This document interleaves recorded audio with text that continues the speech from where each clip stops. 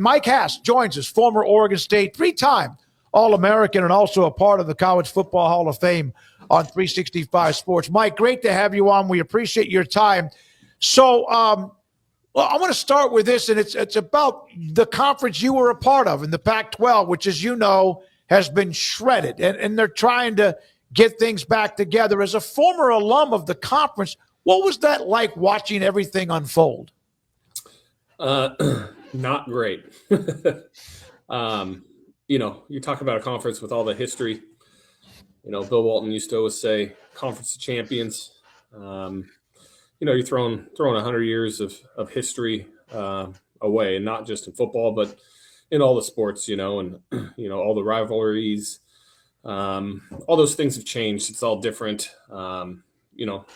It sucks as a former Pac-10 athlete, Oregon State Beaver, being left behind to kind of fend for the conference. I'm glad they're trying to rebuild it and keep a name and keep it going, but it's definitely not what it once was. But hopefully they can build it back up to something like that.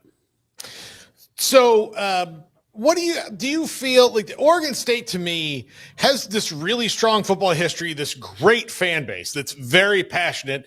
It's tough to go play in Beaverton, all that, but because they're a little bit remote, I know that Wazoo has a little bit of the same problem as well. I know that you probably don't care about that; they're your rival, but do you feel a little even more stung because Oregon State tries harder than everybody else to get people to notice them, and now they have to keep doing that compared to the other schools that just get to leave and go into these bigger conferences? Yeah, when we were part of the Pac-10, there were years we were right there looking at conference titles, things of that nature, one game away, making bowl games, pulling off upsets against USC. Had a notoriety being in that conference, and being left behind makes it really, really tough for Oregon State. Not only being left behind and having to rebuild a conference, but the way the NIL deal is now, you see a lot of some of the good players that Oregon State develops, which is kind of their tradition and history of developing players to be really good players, NFL caliber players. Then they, get poached by all the other schools. Kind of becomes a little bit of a feeder school. But hopefully, like I said, with the conference, we can hold on some more of those guys moving forward. So Trent Bray in year 2, 5-7 a year ago, a lot of turnover, a lot of change, a lot of newness, a lot of unknowns. What do you feel like about the Oregon State Beavers heading into this season, and what are your expectations for what you think we will see? Yeah, people always ask me that question. It's always a hard question just because of what I talked about, so much turnover when it comes to school like Oregon State. But one thing I do know is that Trent will have that defense ready. He's a defensive guy. I played with him in college, good buddy of mine. And, we got a quarterback. We got the Malik Murphy, I believe is his name, from Duke. That's somewhere where we struggled in the last couple of years, I would say, even winning 9-10 games 2 years ago. But, we got a good, big-time, big-arm quarterback. And as we all know, that's the most important position in football. So hopefully that translates into more wins. I'm hoping for a bowl game, hoping for about 8 wins. It's kind of my projection. I don't know if you know much about Baylor wide receiver Josh Cameron. I bring him up because he began as a walk-on, and then he became an All-American punt returner, and now he's probably the go-to receiver for Sawyer Robertson. Not sure how much you knew about him. I brought that up because you experienced that same thing, overlooked by basically everybody, to play college football and then become a 3-time All-American. Your thoughts in the journey, and what is it like to be a walk-on early on to prove yourself over and over again?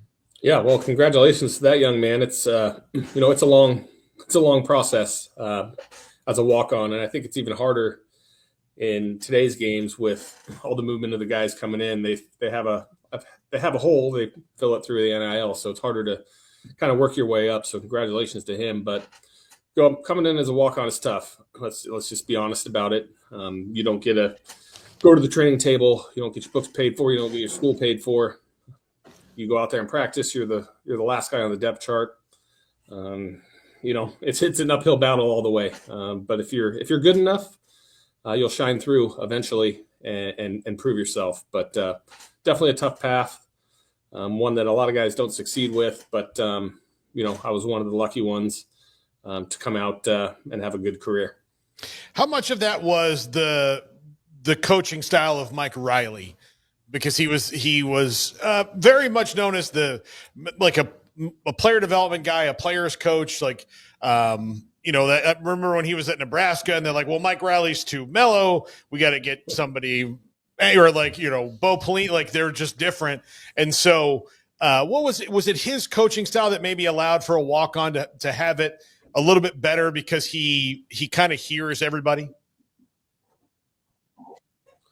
I think most coaches, including Riley, when I first came to Oregon State, Dennis Erickson was actually the coach.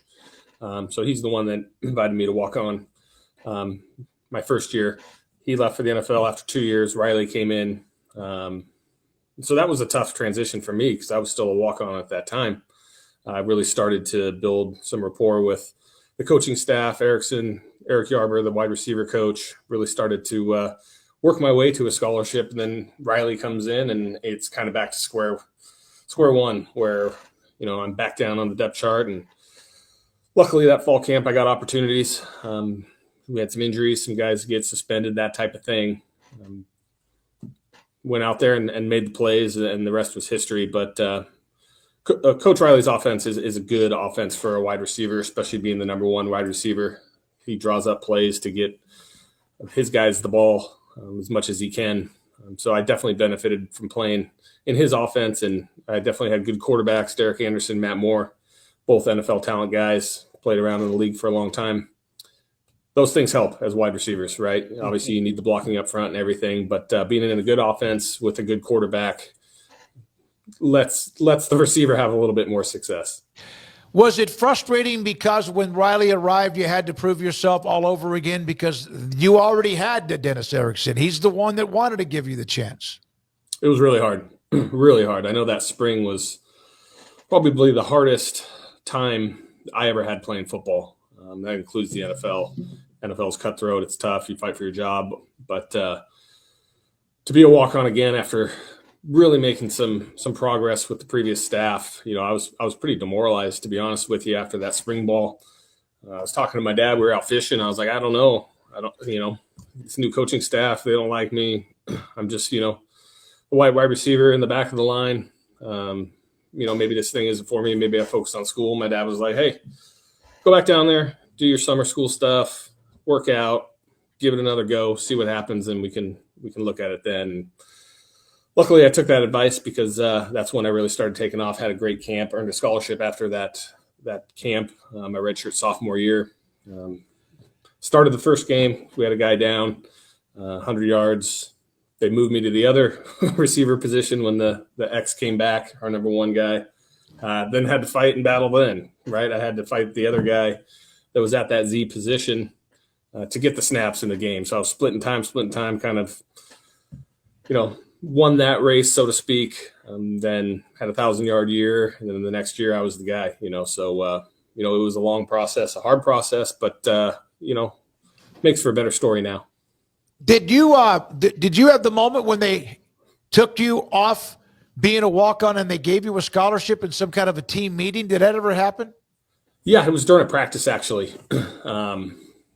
James Newsom, our number one receiver, came into the huddle.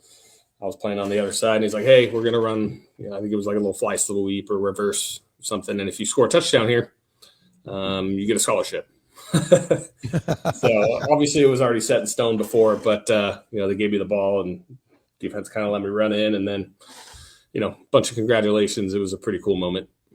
Mike Haas, 3-time All-American, College Football Hall of Famer. It's good you didn't have any enemies on that defense. They'd have been like, no, I heard the rules. We're not breaking this off. But Mike, you played in the NFL for a little while. What is just curious on what did you learn from college football, professional football that you have transferred to your professional life now? Oh, there's a lot of things. Attention to details, being on time. That's a big one. That's one of my pet peeves is when people are late. Just because, when we were in the NFL, if we were late to a meeting, we got fined. It was 10 grand, 5 grand, whatever it was. So being on time, attention to detail, doing the right things, all those things, life lessons, battling through the hard times, training camp back then, it's a lot easier now. Back then it was 2 days every day, and, battling through small little injuries, things of that nature, never giving up, all those types of things that really are good life lessons. Nike, and then you were at Pacific Geosource, which you said is now called Forta, asphalt reinforcement fiber to help it last longer. How did you get into that? So I, at Oregon State, was a civil engineering major. So I graduated with my degree in civil engineering. I went to Nike. I wasn't really using it. My time there ended. And one of my good buddies growing up started the business that was called Pacific Geosource that distributes products for the Forta Corporation. And he was like, man, I think you'd be good at this. You know how to talk to people. Obviously the discipline and everything with the sports background and whatnot. And I said, let's do it. So I kind of went into the sales role, selling these fibers that go into asphalt to make them last longer and give these cities, counties, DOTs across the country, across the world, really, more time before they have to go back and, do some maintenance to the road, repave the road, whatever it may be, making it last longer, being more sustainable. All those things will benefit all the users. Do you go to a game anymore? Do you go to Corvallis and watch the Beavers? Yeah, I go to a couple of games a year, I would say, 2 to 3. My son is 7 years old, so he loves going to those games and doing the Beaver Chainsaw and the OSU chants and all that good stuff. So we make it down definitely to at least a couple games a year. Mike, thank you very much. Congratulations on what you accomplished and what you're doing now. We appreciate your time. We appreciate you a lot. Yeah, no, I appreciate you for having me. It was fun. Thanks, guys.